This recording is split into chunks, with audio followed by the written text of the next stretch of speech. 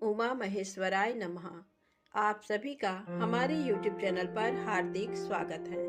आज सुने सोमवार व्रत की पौराणिक कथा। बहुत समय पहले वास्कल नामक गांव में बिंदुक नाम का एक ब्राह्मण रहता था। वह अधर्मी, दुरात्मा एवं महापापी था। उसकी स्त्री बहुत सुंदर थी। उसका नाम चंचुला था। वह सदा उत्तम धर्म का पालन करती थी, परंतु बिंदुक वेश्यागामी था। इस तरह कुकर्म करते हुए बहुत समय व्यतीत हो गया।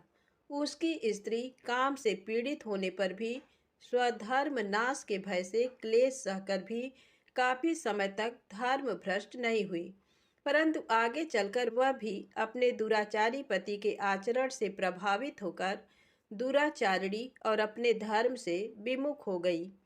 इस तरह दुराचार में डूबे हुए उन पति पत्नी का बहुत सा समय व्यर्थ बीत गया। वेश्यागामी, दूषित बुद्धि वाला वह दुष्ट ब्राह्मण बिंदुक समयानुसार मृत्यु को प्राप्त हो नरक में चला गया। बहुत दिनों तक नरक के दुखों को भोग कर वह मूढ़ बुद्धि पापी विंध्य पर्वत पर भयंकर पिशाच हुआ। इधर उस दुराचारी बिंदु के मर जाने पर वह चंचुला नामक स्त्री बहुत समय तक पुत्रों के साथ अपने घर में रहती रही। पति की मृत्यु के बाद वह भी अपने धर्म से गिरकर पर पुरुषों का संग करने लगी थी। सतियां विपत्ति में भी अपने धर्म का पालन करना नहीं छोड़ती। यही तो तप है। तप कठिन तो होता है, लेकिन इसका फल मीठा होता है। एक दिन दैव योग से किसी पुण्य पर्व के आने पर वह अपने भाई बंधुओं के साथ गोकर्ण क्षेत्र में गई। उसने तीर्थ के जल में स्नान किया एवं बंधुजनों के साथ यहाँ वहाँ घूमने लगी। घूमते घूमते वह एक देव मंदिर में गई। वहां उसने एक ब्राह्मण के मुख से भगवान शिव की परम पवित्र एवं मंगलकारी कथा सुनी। कथावाचक ब्राह्मण कह रहे थे कि जो स्त्रियां व्यभिचार करती हैं वे मरने के बाद जब यमलोक जाती हैं तब यमराज के दूत उन्हें तरह तरह से यंत्रणा देते हैं। वे उसके कामांगों को तप्त लौह दंडों से दागते हैं। तप्त लौह के पुरुष से उसका संसर्ग कराते हैं। ये सारे दंड इतनी वेदना देने वाले होते हैं कि जीव पुकार पुकार कर कहता है कि अब वह ऐसा नहीं करेगा, लेकिन यमदूत उसे छोड़ते नहीं। कर्मों का फल तो सभी को भोगना पड़ता है। देव, ऋषि, मनुष्य सभी इससे बंधे हुए हैं। ब्राह्मण के मुख से ये वैराग्य बढ़ाने वाली कथा सुनकर चंचुला भय से व्याकुल हो गई। कथा समाप्त होने पर सभी लोग वहां से चले गए। तब कथा बाँचने वाले ब्राह्मण देवता से चंचुला ने कहा, हे ब्राह्मण, धर्म को न जानने के कारण मेरे द्वारा बहुत बड़ा दुराचार हुआ है। स्वामी, मेरे ऊपर कृपा कर मेरा उद्धार कीजिए। आपके प्रवचन को सुनकर मुझे इस संसार से वैराग्य हो गया है। मुझ मूढ़ चित्त वाली पापिनी को धिक्कार है। मैं निंदा के योग्य हूँ। मैं बुरे विषयों में फंसकर अपने धर्म से विमुख हो गई थी। कौन मुझ जैसी कुमार्ग में मन लगाने वाली पापिनी का साथ देगा? जब यमदूत मेरे गले में फंदा डालकर मुझे बांध कर ले जाएंगे और नरक में मेरे शरीर के टुकड़े करेंगे, तब मैं कैसे उन महायातनाओं को सहन कर पाऊंगी? मैं सब प्रकार से नष्ट हो गई हूँ, क्योंकि अभी तक मैं हर तरह से पाप में डूबी रही हूँ। हे ब्राह्मण, आप मेरे गुरु हैं। आप ही मेरे माता पिता हैं। मैं आपके शरण में आई हूँ। मुझ अबला का अब आप ही उद्धार कीजिए। इस प्रकार विलाप करती हुई चंचुला ब्राह्मण देवता के चरणों में गिर पड़ी। तब ब्राह्मण ने उसे कृपा पूर्वक उठाया और इस प्रकार कहा, नारी, तुम सौभाग्यशाली हो जो भगवान शंकर की कृपा से तुमने वैराग्यपूर्ण ये कथा सुनी। कथा सुनकर समय से अपनी गलती का एहसास कर लिया है। तुम डरो मत और भगवान शिव की शरण में जाओ। उनकी परम कृपा से तुम्हारे सभी पाप नष्ट हो जाएंगे। मैं तुम्हें भगवान शिव की कथा सहित वह मार्ग बताऊंगा जिसके द्वारा तुम्हें सुख देने वाली उत्तम गति प्राप्त होगी। शिव कथा सुनने से तुम्हारी बुद्धि शुद्ध हो गई है और तुम्हें पश्चाताप हुआ है। तथा मन में वैराग्य उत्पन्न हुआ है। पश्चाताप ही पाप करने वाले पापियों के लिए सबसे बड़ा प्रायश्चित है। जो मनुष्य अपने कुकर्म के लिए पश्चाताप नहीं करता, वह उत्तम गति प्राप्त नहीं करता, परंतु जिसे अपने कुकृत्य पर हार्दिक पश्चाताप होता है, वह अवश्य उत्तम गति का भागीदार होता है। इसमें कोई शक नहीं है। शुद्ध चित्त में ही भगवान शिव व पार्वती का वास होता है। वह शुद्धात्मा पुरुष सदा शिव के पद को प्राप्त होता है। इस कथा का श्रवण सभी मनुष्यों के लिए कल्याणकारी है, अतः इसकी आराधना व सेवा करनी चाहिए। हे ब्राह्मण पत्नी, तुम अन्य विषयों से अपने मन को हटाकर भगवान शंकर की इस परम पावन कथा को सुनो। इससे तुम्हारे चित्त की शुद्धि होगी और तुम्हें मोक्ष की प्राप्ति होगी। जो मनुष्य निर्मल हृदय से भगवान शिव के चरणों का चिंतन करता है, उसकी एक ही जन्म में मुक्ति हो जाती है। ये कहकर वे ब्राह्मण चुप हो गए। उनका हृदय करुणा से भर गया। वे ध्यान में मग्न हो गए। ब्राह्मण का ये उपदेश सुनकर चंचुला के नेत्रों में आनंद के आंसू छलक आए। वह हर्ष भरे हृदय से ब्राह्मण देवता के चरणों में गिर गई और हाथ जोड़कर बोली, मैं कृतार्थ हो गई। हे ब्राह्मण, शिव भक्तों में श्रेष्ठ स्वामीन, आप धन्य हैं। आप परमार्थदर्शी हैं और सदा परोपकार में लगे रहते हैं। साधो, मैं नरक के समुद्र में गिर रही हूँ, कृपा कर मेरा उद्धार कीजिए। जिस पौराणिक व अमृत के समान कथा की बात आपने की है, उसे सुनकर ही मेरे मन में वैराग्य उत्पन्न हुआ है। उस अमृतमयी कथा को सुनने के लिए मेरे मन में बड़ी श्रद्धा हो रही है। कृपया आप मुझे उसे सुनाइए। कथा सुनने की इच्छा मन में लिए हुए चंचुला उन ब्राह्मण देवता की सेवा में वहीं रहने लगी। उस गोकर्ण नामक महाक्षेत्र में उन ब्राह्मण देवता के मुख से चंचुला भगवान शिव की भक्ति, ज्ञान और वैराग्य बढ़ाने वाली और मुक्ति देने वाली परम उत्तम कथा सुनकर कृतार्थ हुई। उसका चित्त शुद्ध हो गया। वह अपने हृदय में शिव के सगुण रूप का चिंतन करने लगी। वह सदैव शिव के सच्चिदानंदमय स्वरूप का स्मरण करती थी। तत्पश्चात अपना समय पूर्ण होने पर चंचुला ने बिना किसी कष्ट के अपना शरीर त्याग दिया। उसे लेने के लिए एक दिव्य विमान वहां पहुंचा। ये विमान शोभा साधनों से सजा था एवं शिवगणों से सुशोभित था। चंचुला विमान से शिवपुरी पहुंची। उसके सारे पाप धुल गए। वह दिव्यांगना हो गई। वह गौरांगी देवी मस्तक पर अर्धचंद्र का मुकुट व अन्य दिव्य आभूषण पहने शिवपुरी में पहुंची। वहां उसने सनातन देवता त्रिनेत्रधारी महादेव शिव को देखा। सभी देवता उनकी सेवा में भक्तिभाव से उपस्थित थे। उनकी अंग कांति करोड़ों सूर्यों के समान प्रकाशित हो रही थी। 5 मुख और हर मुख में 3 नेत्र थे। मस्तक पर अर्धचंद्राकार मुकुट शोभायमान हो रहा था। कंठ में नील चिन्ह था। उनके साथ में देवी गौरी विराजमान थी, जो विद्युत पुंज के समान प्रकाशित हो रही थी। महादेव जी की कांति कपूर के समान गौर थी। उनके शरीर पर श्वेत वस्त्र थे तथा शरीर श्वेत भस्म से युक्त था। इस प्रकार भगवान शिव के परम उज्जवल रूप के दर्शन कर चंचुला बहुत प्रसन्न हुई। उसने भगवान को बारंबार प्रणाम किया और हाथ जोड़कर प्रेम, आनंद और संतोष से युक्त हो विनीत भाव से खड़ी हो गई। उसके नेत्रों से आनंदाश्रुओं की धारा बहने लगी। भगवान शंकर व भगवती गौरी उमा ने करुणा के साथ सौम्य दृष्टि से देखकर चंचुला को अपने पास बुलाया। गौरी उमा ने उसे प्रेम पूर्वक अपनी सखी बना लिया। चंचुला सुख पूर्वक भगवान शिव के धाम में उमा देवी की सखी के रूप में निवास करने लगी। एक दिन चंचुला आनंद में मग्न उमा देवी के पास गई और दोनों हाथ जोड़कर उनकी स्तुति करने लगी। हे गिरिराज नंदिनी, स्कंद माता उमा, आप सभी मनुष्यों एवं देवताओं द्वारा पूज्य तथा समस्त सुखों को देने वाली हैं। आप शंभु प्रिया हैं। आप ही सगुणा और निर्गुणा हैं। हे सच्चिदानंद स्वरूपिणी, आप ही प्रकृति की पोषक हैं। हे माता, आप ही संसार की सृष्टि, पालन और संहार करने वाली हैं। इस प्रकार सद्गति प्राप्त चंचुला देवी की स्तुति कर शांत हो गई। उसकी आंखों में प्रेम के आंसू उमड़ आए। तब शंकर प्रिया भक्त वत्सला उमा देवी ने बड़े प्रेम से चंचुला को चुप कराते हुए कहा, सखी चंचुला, मैं तुम्हारी स्तुति से प्रसन्न हूँ। बोलो, क्या वर मांगती हो? चंचुला बोली, हे गिरिराज कुमारी, मेरे पति बिंदु इस समय कहाँ हैं? उनकी स्थिति कैसी है, मुझे बताइए और कुछ उपाय कीजिए ताकि हम फिर से मिल सकें।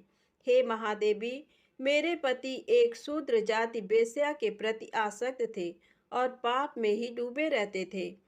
गिरिजा बोली, बेटी, तुम्हारा पति बिंदुक बड़ा पापी था, उसका अंत बड़ा भयानक हुआ। वेश्या का उपभोग करने के कारण वह मूर्ख नरक में अनेक वर्षों तक अनेक प्रकार के दुख भोगकर अब शेष पाप को भोगने के लिए विंध्य पर्वत पर पिशाच की योनि में रह रहा है। वह दुष्ट वहीं वायु पीकर रहता है और सब प्रकार के कष्ट सहता है। गौरी देवी की ये बात सुनकर चंचुला अत्यंत दुखी हो गई। फिर मन को किसी तरह स्थिर करती हुई दुखी हृदय से माँ गौरी से उसने एक बार फिर पूछा, हे महादेवी, मुझ पर कृपा कीजिए और मेरे पापी पति का अब उद्धार कर दीजिए। कृपा करके मुझे वह उपाय बताइए जिससे मेरे पति को उत्तम गति प्राप्त हो सके। गौरी देवी ने कहा, यदि तुम्हारा पति भगवान शिव की पुण्यमयी उत्तम कथा सुने तो वह इस दुर्गति को पार करके उत्तम गति का भागी हो सकता है। अमृत के समान मधुर गौरी देवी का ये वचन सुनकर चंचुला ने दोनों हाथ जोड़कर मस्तक झुकाकर उन्हें बारंबार प्रणाम किया तथा प्रार्थना की कि मेरे पति को भगवान शिव की कथा सुनाने की व्यवस्था कीजिए।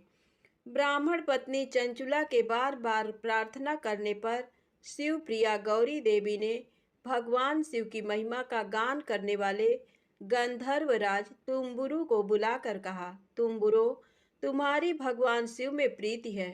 तुम मेरे मन की सभी बातें जानकर मेरे कार्यों को सिद्ध करते हो। तुम मेरी इस सखी के साथ विंध्य पर जाओ।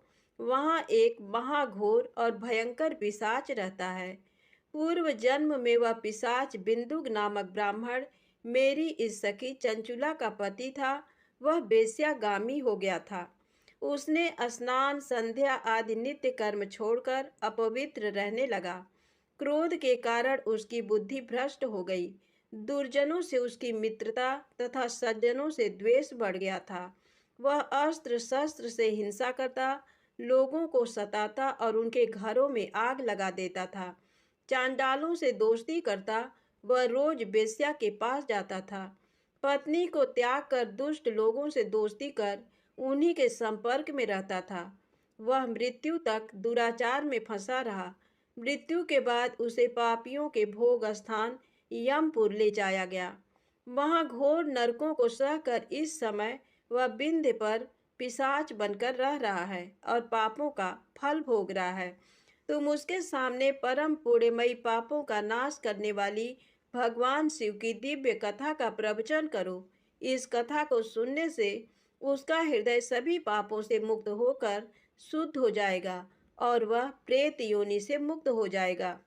दुर्गति मुक्त होने पर उस बिंदुक नामक पिशाच को विमान पर बिठाकर तुम भगवान शिव के पास ले आना। माँ उमा का आदेश पाकर गंधर्वराज तुम्बरो प्रसन्नता पूर्वक अपने भाग्य की सराहना करते हुए चंचुला को साथ लेकर विमान से पिशाच के निवास स्थान विंध्य पर्वत पर गया। वहां पहुंचकर उसने उस विकराल आकृति वाले पिशाच को देखा। उसका शरीर विशाल था, उसकी ठोड़ी बड़ी थी। वह कभी हंसता, कभी रोता, कभी उछलता था।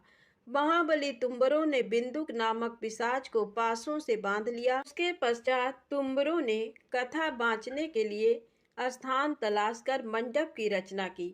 शीघ्र इस बात का पता लोगों को चल गया कि एक पिशाच के उद्धार हेतु देवी पार्वती की आज्ञा से तुम्बरो भगवान शिव की कथा सुनाने विंध्य पर्वत पर आया है।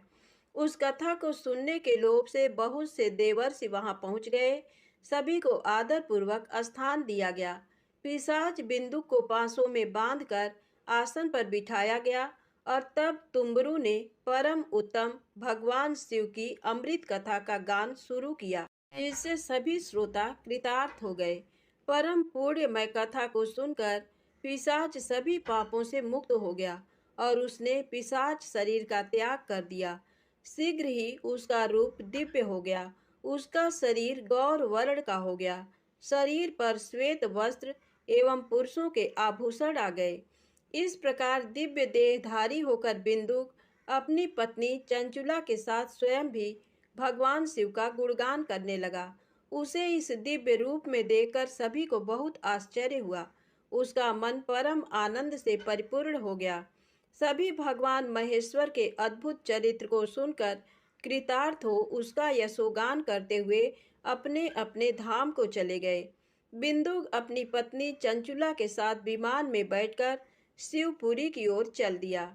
महेश्वर के गुणों का गान करता हुआ बिंदु अपनी पत्नी चंचुला व तुम्बरू के साथ शीघ्र ही शिवधाम पहुंच गया। भगवान शिव व देवी पार्वती ने उसे अपना पार्षद बना लिया। दोनों पति पत्नी सुखपूर्वक भगवान महेश्वर एवं देवी गौरी के श्री चरणों में अविचल निवास पाकर धन्य हो गए। प्रेम से बोले शंकर भगवान गौरी माता की जय हो। अब आइए सुने मनोकामना पूर्ण करने वाली सोमवार व्रत की अगली पौराणिक कथा। इस कथा को श्रद्धा और भक्ति के साथ पूरा अवश्य सुनेगा। एक समय की बात है, किसी नगर में एक साहूकार रहता था। उसके घर में धन की कोई कमी नहीं थी, लेकिन उसकी कोई संतान नहीं थी। इस कारण वह बहुत दुखी था। पुत्र प्राप्ति के लिए वह प्रत्येक सोमवार व्रत रखता था और पूरी श्रद्धा के साथ शिव मंदिर जाकर भगवान शिव और पार्वती जी की पूजा करता था। उसकी भक्ति देखकर एक दिन माँ पार्वती प्रसन्न हो गई और भगवान शिव से उस साहूकार की मनोकामना पूर्ण करने का आग्रह किया। पार्वती जी की इच्छा सुनकर भगवान शिव ने कहा कि हे पार्वती, इस संसार में हर प्राणी को उसके कर्मों का फल मिलता है और जिसके भाग्य में जो हो उसे भोगना ही पड़ता है। लेकिन पार्वती जी ने साहूकार की भक्ति का मान रखने के लिए उसकी मनोकामना पूर्ण करने की इच्छा जताई। माता पार्वती के आग्रह पर शिव जी ने साहूकार को पुत्र प्राप्ति का वरदान तो दिया, लेकिन साथ ही ये भी कहा कि उसके बालक की आयु केवल 12 वर्ष होगी। माता पार्वती और भगवान शिव की बातचीत को साहूकार सुन रहा था। उसे ना तो इस बात की खुशी थी और ना ही दुख। वह पहले की भांति शिव जी की पूजा करता रहा। कुछ समय के बाद साहूकार के घर एक पुत्र का जन्म हुआ। जब वो बालक 11 वर्ष का हुआ तो उसे पढ़ने के लिए काशी भेज दिया गया।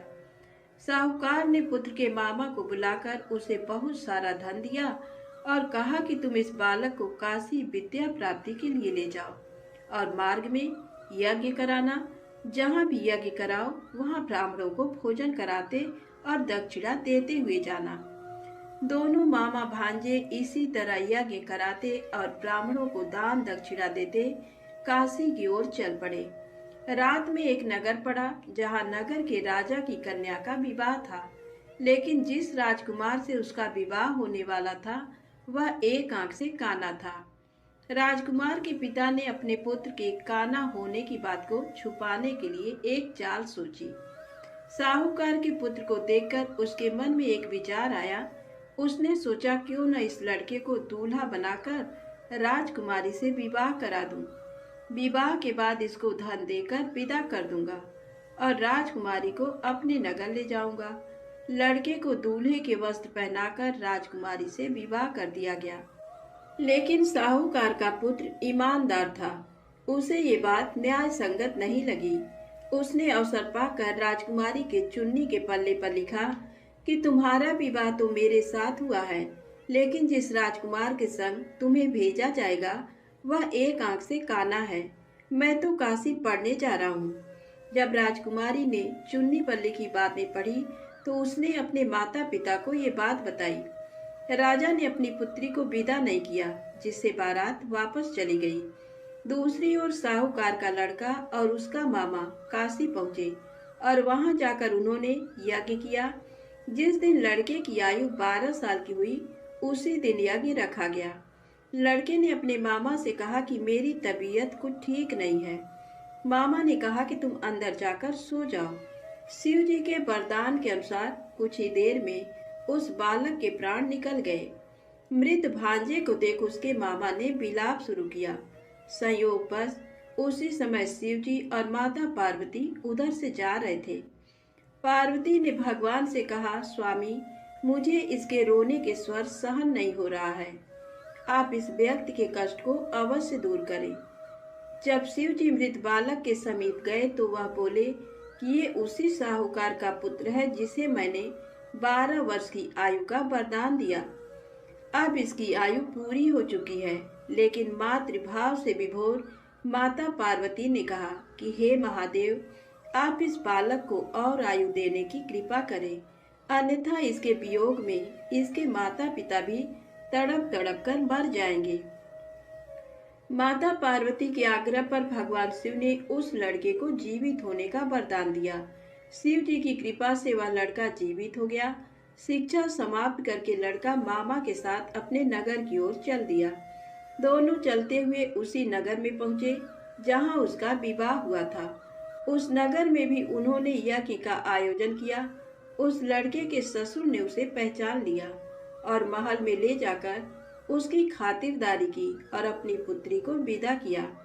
इधर साहूकार और उसकी पत्नी भूखे प्यासे रहकर बेटे की प्रतीक्षा कर रहे थे। उन्होंने प्रण कर रखा था कि यदि उन्हें अपने बेटे की मृत्यु का समाचार मिला तो वह भी प्राण त्याग देंगे। परंतु अपने बेटे के जीवित होने का समाचार पाकर वह बेहद प्रसन्न हुए। उसी रात भगवान शिव ने व्यापारी के स्वप्न में आकर कहा, हे श्रेष्ठी, मैंने तेरे सोमवार के व्रत करने और व्रत कथा सुनने से प्रसन्न होकर तेरे पुत्र को लंबी आयु प्रदान की है। इसी प्रकार जो कोई सोमवार व्रत करता है या कथा सुनता और पढ़ता है, उसके सभी दुख दूर होते हैं और समस्त मनोकामनाएं पूर्ण होती हैं। प्रेम से बोले शंकर भगवान की जय हो। अब आइए सुने भगवान शिव को बिल्व पत्र क्यों है इतने प्रिय। एक बार नारद जी ने भोलेनाथ की स्तुति कर पूछा, प्रभु, आपको प्रसन्न करने के लिए सबसे उत्तम और सुलभ साधन क्या है? हे त्रिलोकीनाथ, आप तो निर्विकार और निष्काम हैं। आप सहज ही प्रसन्न हो जाते हैं। फिर भी मेरी जानने की इच्छा है कि आपको क्या प्रिय है। तब शिव जी बोले, नारद जी, वैसे तो मुझे भक्त के भाव सबसे प्रिय हैं। फिर भी आपने पूछा है तो बताता हूँ। मुझे जल के साथ साथ बिल्व पत्र बहुत प्रिय हैं। जो अखंड बिल्व पत्र मुझे श्रद्धा से अर्पित करते हैं, मैं उन्हें अपने लोक में स्थान देता हूँ। नारद जी भगवान शंकर और माता पार्वती की वंदना कर अपने लोक को चले गए। उनके जाने के पश्चात पार्वती जी ने शिव जी से पूछा, हे प्रभु, मेरी ये जानने की बड़ी उत्कट इच्छा हो रही है कि आपको बिल्व पत्र इतने प्रिय क्यों हैं। कृपा करके मेरी जिज्ञासा शांत करें। तब शिव जी बोले, हे शिवे, बिल्व के पत्ते मेरी जटा के समान हैं। उसका त्रिपत्र यानी 3 पत्ते ऋग्वेद, यजुर्वेद और सामवेद हैं। शाखाएं समस्त शास्त्र का स्वरूप हैं। बिल्व वृक्ष को आप पृथ्वी का कल्प वृक्ष समझें, जो ब्रह्मा विष्णु शिव स्वरूप हैं। स्वयं महालक्ष्मी ने शैल पर्वत पर बिल्व वृक्ष रूप में जन्म लिया था। ये सुनकर पार्वती जी कौतूहल में पड़ गईं। उन्होंने पूछा, देवी लक्ष्मी ने आखिर बिल्व वृक्ष का रूप क्यों लिया? आप ये कथा विस्तार से कहें।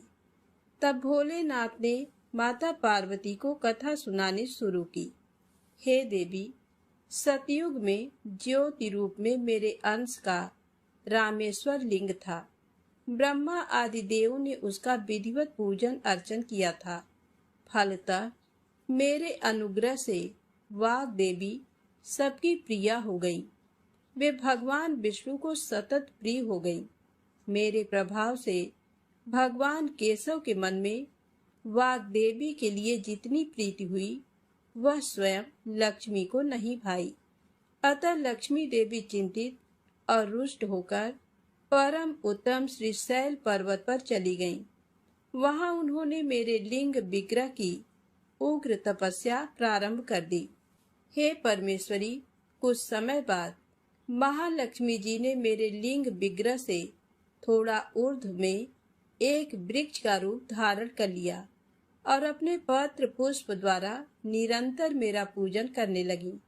इस तरह उन्होंने 1 करोड़ वर्ष तक आराधना की। अंततः उन्हें मेरा अनुग्रह प्राप्त हुआ।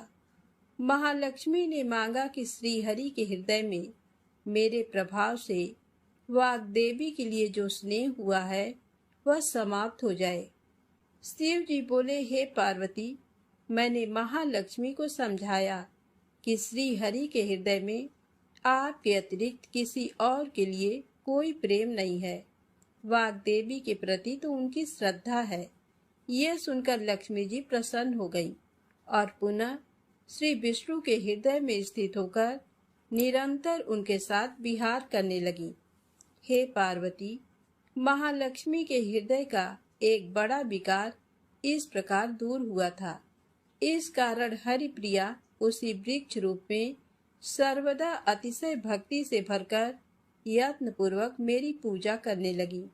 बिल्व इस कारण मुझे बहुत प्रिय है और मैं बिल्व वृक्ष का आश्रय लेकर रहता हूँ। बिल्व वृक्ष को सदा सर्व तीर्थमय एवं सर्वदेवमय मानना चाहिए, इसमें तनिक भी संदेह नहीं है। बिल्व पत्र, बिल्व फूल, बिल्व वृक्ष अथवा बिल्व काष्ठ के चंदन से जो मेरा पूजन करता है वह भक्त मेरा प्रिय है। बिल्व वृक्ष को शिव के समान ही समझो। वह मेरा शरीर है। जो बिल्व पर चंदन से मेरा नाम अंकित करके मुझे अर्पण करता है, मैं उसे सभी पापों से मुक्त करके अपने लोक में स्थान देता हूँ। उस व्यक्ति को स्वयं लक्ष्मी जी भी नमस्कार करती हैं। जो बिल्व मूल में प्राण छोड़ता है उसको रुद्र देह प्राप्त होता है। तो प्रेम से बोले, शंकर भगवान की जय हो। अब आइए सुने दूसरी पौराणिक कथा। एक समय शिव जी महाराज पार्वती जी के साथ हरिद्वार में घूम रहे थे। पार्वती जी ने देखा कि सहस्त्रों मनुष्य गंगा में नहा नहाकर हर हर गंगे कहते चले जा रहे हैं, परंतु प्रायः सभी दुखी और पाप परायण हैं। तब पार्वती जी ने बड़े आश्चर्य से शिव जी से पूछा कि हे देव, गंगा में इतनी बार स्नान करने पर भी इनके पाप और दुखों का नाश क्यों नहीं हुआ? क्या गंगा में सामर्थ्य नहीं रहा? तब शिव जी ने कहा, प्रिय, गंगा में तो वही सामर्थ्य है, परंतु इन लोगों ने पापनाशनी गंगा में स्नान ही नहीं किया है, तब इन्हें लाभ कैसे हो? पार्वती जी ने आश्चर्य से कहा कि स्नान कैसे नहीं किया? सभी तो नहा नहाकर आ रहे हैं, अभी तक इनके शरीर भी नहीं सूखे हैं। तब शिव जी ने कहा, ये केवल जल में डुबकी लगाकर आ रहे हैं, तुम्हें कल इसका रहस्य समझाऊंगा। दूसरे दिन बड़े जोर की बरसात होने लगी। गलियां कीचड़ से भर गईं।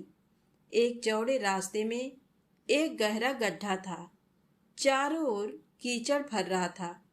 शिव जी ने लीला से ही वृद्ध रूप धारण कर लिया और दीन विवश की तरह गड्ढे में जाकर ऐसे पड़ गए जैसे कोई मनुष्य चलता चलता गड्ढे में गिर पड़ा हो और निकलने की चेष्टा करने पर भी नहीं निकल पा रहा हो। पार्वती जी को उन्होंने ये समझाकर गड्ढे के पास बैठा दिया कि देखो, तुम लोगों को सुना सुनाकर यूं पुकारती रहो कि मेरे वृद्ध पति अकस्मात गड्ढे में गिर पड़े हैं। कोई पुण्यात्मा इन्हें निकालकर इनके प्राण बचाए और मुझ असहाय की सहायता करे। शिव जी ने ये और समझा दिया कि जब कोई गड्ढे से मुझे निकालने को तैयार हो तब इतना और कह देना कि भाई, मेरे पति सर्वथा निष्पाप हैं और इन्हें वही छुए जो स्वयं निष्पाप हो। यदि आप निष्पाप हैं तभी इनको हाथ लगाइए, नहीं तो हाथ लगाते ही आप भस्म हो जाएंगे। पार्वती जी तथास्तु कहकर गड्ढे के किनारे बैठ गईं और आने जाने वालों को सुना सुनाकर शिव जी की सिखाई हुई बात कहने लगी। गंगा में नहाकर लोगों के दल आ रहे हैं। सुंदर युवती को यूं बैठी देख कईयों के मन में पाप आया। कई लोग लज्जा से डरे तो कईयों को कुछ धर्म का भय हुआ, कई कानून से डरे। कुछ लोगों ने तो पार्वती जी को ये भी सुना दिया कि मरने दे बुढ़े को, क्यों उसके लिए रोती है। आगे और कुछ दयालु सच्चरित्र पुरुष थे। उन्होंने करुणा बसो युवती के पति को निकालना चाहा, परंतु पार्वती के वचन सुनकर वे भी रुक गए। उन्होंने सोचा कि हम गंगा में नहाकर आए हैं तो क्या हुआ, पापी तो हैं ही, कहीं होम करते हाथ न जल जाए। बूढ़े को निकालने जाकर इस स्त्री के कथनानुसार हम स्वयं भस्म न हो जाएं। किसी को साहस नहीं हुआ। सैकड़ों आए, सैकड़ों ने पूछा और चले गए। संध्या हो चली। शिव जी ने कहा, पार्वती, देखा आया कोई गंगा में नहाने वाला। थोड़ी देर बाद एक जवान हाथ में लोटा लिए हर हर गंगे करता हुआ निकला। पार्वती जी ने उसे भी वही बात कही। युवक का हृदय करुणा से भर आया। उसने शिव जी को निकालने की तैयारी की। तभी पार्वती जी ने रोक कर कहा कि भाई, यदि तुम सर्वथा निष्पाप नहीं होगे तो मेरे पति को छूते ही जल जाओगे। उसने उसी समय बिना किसी संकोच के दृढ़ निश्चय के साथ पार्वती जी से कहा कि माता, मेरे निष्पाप होने में तुझे संदेह क्यों होता है? देखती नहीं, मैं अभी गंगा नहाकर आया हूँ। भला गंगा में गोता लगाने के बाद भी कभी पाप रहते हैं? तेरे पति को निकालता हूँ।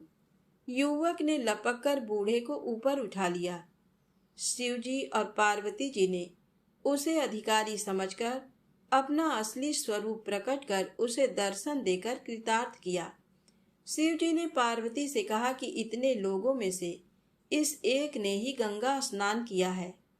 इसी दृष्टांत के अनुसार जो लोग बिना श्रद्धा और विश्वास के केवल दम्भ के लिए गंगा स्नान करते हैं, उन्हें वास्तविक फल नहीं मिलता। परंतु इसका ये मतलब नहीं कि गंगा स्नान व्यर्थ जाता है। विश्वास के साथ किए गए गंगा स्नान का मिलता है वास्तविक फल। शिव जी ने कहा, मैं आपसे भली भांति निश्चित किया हुआ सिद्धांत कहता हूँ। मेरे वचन मिथ्या नहीं है कि जो मनुष्य श्रीहरि का भजन करते हैं वे अत्यंत दुस्तर संसार सागर को सहज ही पार कर जाते हैं।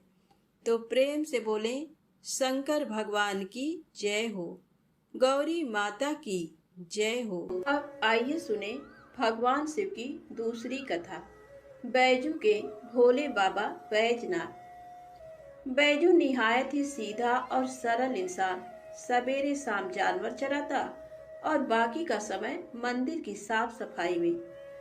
एक बार पुजारी बाबा 2 महीने के लिए तीर्थ पे जा रहे थे। बैजू को बुलाया और कहा, बैजू, मंदिर की सारी जिम्मेदारी तुम्हारे ऊपर है और एक बार भोलेनाथ को भोग लगाए बिना खुद भोजन मत ग्रहण करना। बैजू दूसरे दिन नहा धो के जैसे तैसे बन पड़ा। भोजन तैयार कर भोलेनाथ के सामने थाली लेके हाजिर। बाबा, भोजन कर लो। बाबा टस से मस नहीं। सवेरे से शाम हो गई, ना बाबा ने भोजन ग्रहण किया और ना ही बैजू ने। 2-3 दिन यही सिलसिला चला। चौथे दिन बैजू का धीरज टूट गया। पास पड़ी लाठी उठाई और जकड़ दिया शिवलिंग पे। तत्काल भोलेनाथ हाजिर, पीठ मलते हुए। बोलो बैजू, क्या बात है? बैजू बोला, 4 दिन से तुम्हारे चक्कर में बिना कुछ खाए पिए गुहार लगाए रहे हैं, सुनाई नहीं पड़ा और लाठी जकड़ा नहीं के हाजिर। चलो भोजन करो तो हमहु कुछ खाई। बेचारे भोलेनाथ पीठ मलते चुपचाप आनंद के अतिरेक में डूबे कच्चा पक्का जैसा भी था खाने लगे। अब बैजू बोला, बाबा बड़ा कस के लगा है, रुको तुम भोजन करो। कहते हुए बैजू अंदर जाके चंदन लेकर आया, भोलेनाथ के पीठ पे लगाने लगा। भोजन के बाद भोलेनाथ चलने लगे तो बैजू बोला, कल शाम से आ जाइयो, ठीक है ना? बाबा ने कहा, हाँ हाँ बैजू, कल टाइम से आ जाएंगे। अगले दिन भोलेनाथ माता पार्वती के साथ विराजमान। बैजू बोला, बाबा ये कौन है आपके साथ? तब बाबा ने कहा, तुम्हारी अम्मा है, माता अन्नपूर्णा। बैजू ने कहा, आओ आओ अम्मा। तुरंत बेचारा भाग के दरी ले आया, बिछाया, अंदर से 2 थाली में भोजन लेके हाजिर। बाबा ने पूछा, बैजू तुम्हारे लिए भोजन बचा है ना? बैजू क्या बताता, बोला, हाँ बाबा, चिंता ना करो, बहुत है।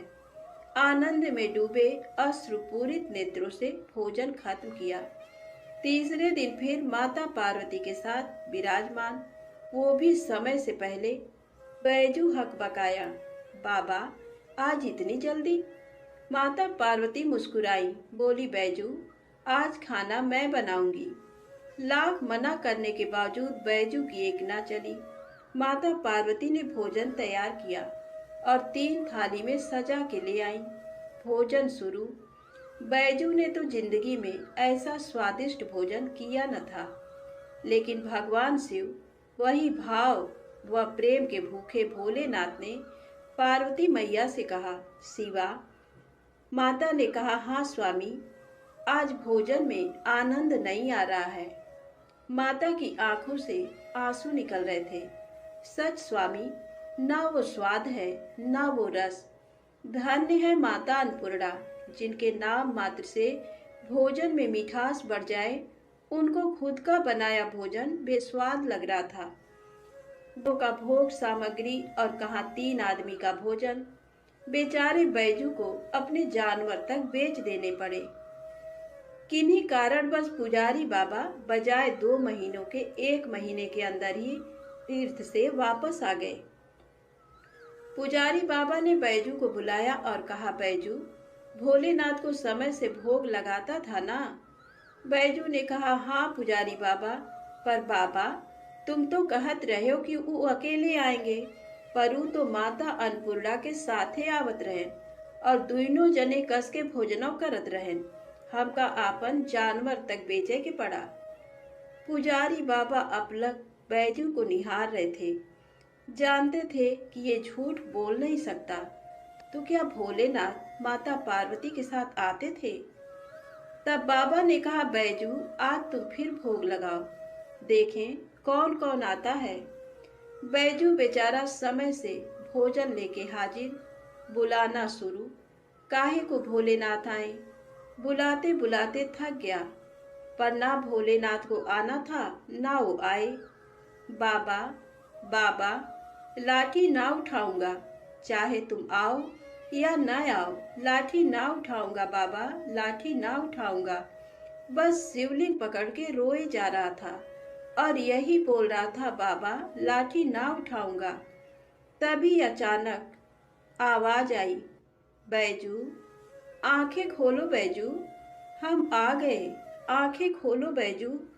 सामने ही माता पार्वती और भोलेनाथ विराजमान थे। लिपट गया चरणों में। माँ, बाबा, जो आज तुम न आते तो जान दे देता मैं अपनी। भोलेनाथ ने बैजू को हृदय से लगाया। बोले, बैजू बेमोल विज्ञा तेरे हाथों में। सुन, आज से मुझसे पहले लोग तेरा नाम लेंगे, फिर मेरा। आगे बैजू, पीछे नाथ, बैजनाथ। तो प्रेम से बोले, बाबा बैजनाथ जी की जय हो। अब आइए सुने मनोकामना पूर्ण करने वाली सोमवार व्रत की अगली पौराणिक कथा। एक बार माता पार्वती ने भगवान शिव से कहा कि प्रभु, मैंने पृथ्वी पर देखा है कि जो व्यक्ति पहले से ही अपने प्रारब्ध से दुखी है, आप उसे और ज्यादा दुख प्रदान करते हैं, और जो सुख में है आप उसे दुख नहीं देते हैं। भगवान ने इस बात को समझाने के लिए माता पार्वती को धरती पर चलने के लिए कहा और दोनों ने इंसानी रूप में पति पत्नी का रूप लिया और एक गांव के पास डेरा जमाया। शाम के समय भगवान ने माता पार्वती से कहा कि हम मनुष्य रूप में यहाँ आए हैं, इसलिए यहाँ के नियमों का पालन करते हुए हमें यहाँ भोजन करना होगा। इसलिए मैं भोजन की सामग्री की व्यवस्था करता हूँ, तब तक तुम भोजन बनाओ। जब भगवान के जाते ही माता पार्वती रसोई में चूल्हे को बनाने के लिए बाहर से ईंटें लेने गईं और गांव में कुछ जर्जर हो चुके मकानों से ईंटें लाकर चूल्हा तैयार कर दिया। चूल्हा तैयार होते ही भगवान वहां पर बिना कुछ लाए ही प्रकट हो गए। माता पार्वती ने उनसे कहा, आप तो कुछ लेकर नहीं आए, भोजन कैसे बनेगा? भगवान बोले, पार्वती अब तुम्हें इसकी जरूरत नहीं पड़ेगी। भगवान ने माता पार्वती से पूछा कि तुम चूल्हा बनाने के लिए इन ईंटों को कहाँ से लेकर आई? तो माता पार्वती ने कहा, प्रभु इस गांव में बहुत से ऐसे घर भी हैं जिनका रखरखाव सही ढंग से नहीं हो रहा है। उनकी जर्जर हो चुकी दीवारों से मैं ईंटें निकाल कर ले आई। भगवान ने फिर कहा, जो घर पहले से खराब थे तुमने उन्हें और खराब कर दिया। तुम ईंटें उन सही घरों की दीवार से भी तो ला सकती थी। तब माता पार्वती बोली, प्रभु उन घरों में रहने वाले लोगों ने उनका रखरखाव बहुत सही तरीके से किया है और वो घर सुंदर भी लग रहे हैं। ऐसे में उनकी सुंदरता को बिगाड़ना उचित नहीं होता। भगवान बोले, पार्वती यही तुम्हारे द्वारा पूछे गए प्रश्न का उत्तर है। जिन लोगों ने अपने घर का रखरखाव अच्छी तरह से किया है, यानी सही कर्मों से अपने जीवन को सुंदर बना रखा है, उन लोगों को दुख कैसे हो सकता है?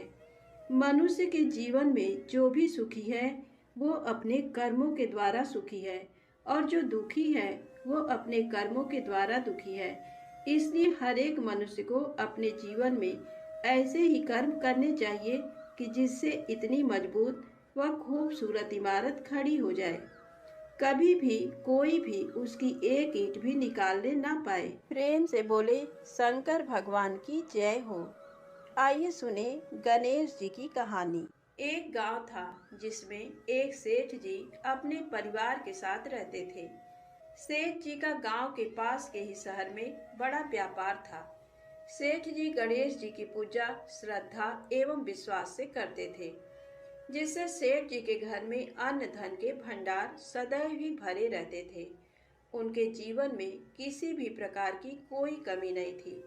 नित्य प्रतिदिन नियम अनुसार रोज वो नदी पर नहाने जाते और आकर गणेश जी की पूजा करते, उन्हें भोग लगाते, फिर स्वयं भोजन करते थे। ये बात सेठानी जी को अच्छी नहीं लगती थी। वो धार्मिक नहीं थी और ईश्वर में इतना विश्वास नहीं रखती थी। एक बार सेठानी जी ने सोचा कि ये इतना गणेश जी को मानते हैं, गणेश जी की पूजा करते हैं, इससे होता क्या है, आज तो देखती हूँ वो कैसे गणेश जी की पूजा करते हैं। अगले दिन जब सेठ जी नदी पर नहाने जाते हैं तो सेठानी जी गणेश जी की मूर्ति को उठाकर मूर्ति को कपड़े से ढककर बगीचे में जमीन में दबा देती हैं।